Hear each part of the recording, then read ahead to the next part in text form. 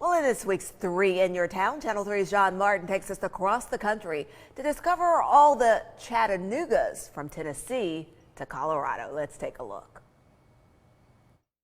Did you know that there are 2.5 other Chattanoogas besides our own?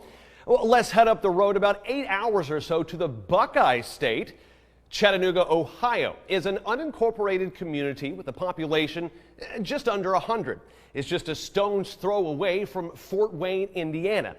It's most maybe famous for the fact that Glenn Campbell used to pick tomatoes there before making it big on the radio. Another Chattanooga is found in Colorado. Now, this is the half, okay? So it's a tiny ghost town just north of Silverton.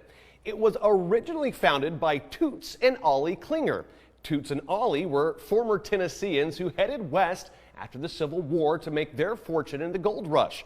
Established at a lower elevation than other towns in the mining district, Chattanooga served as the supply center for the area.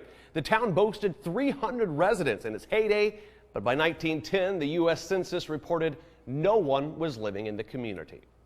Oklahoma's Chattanooga in Comanche County is the largest of them all. It's located 10 miles from the Texas border and about a 4.5-hour drive from Oklahoma City. Nelson E. Sisson named this town in 1902 for his hometown of Chattanooga, Tennessee, because apparently he was homesick. Nelson received the land thanks in part to the Homestead Act of 1862. His 160 acres was then the terminus of the Chicago, Rock Island, and Pacific Railway. He immediately divided his land into business lots and offered one free to anyone who would settle there. Now, he got some takers, but not that many.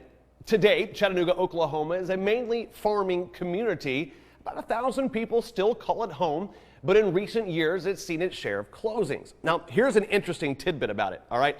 30 miles from Chattanooga, Oklahoma, there is a Lookout Mountain in the Wichita Range. It can be seen from the city of Chattanooga. Lookout Mountain in Oklahoma got its name because the Native Americans had a lookout there during the Indian Wars when Geronimo was the chief of the Comanche Indians. One name, 4 cities, very different histories.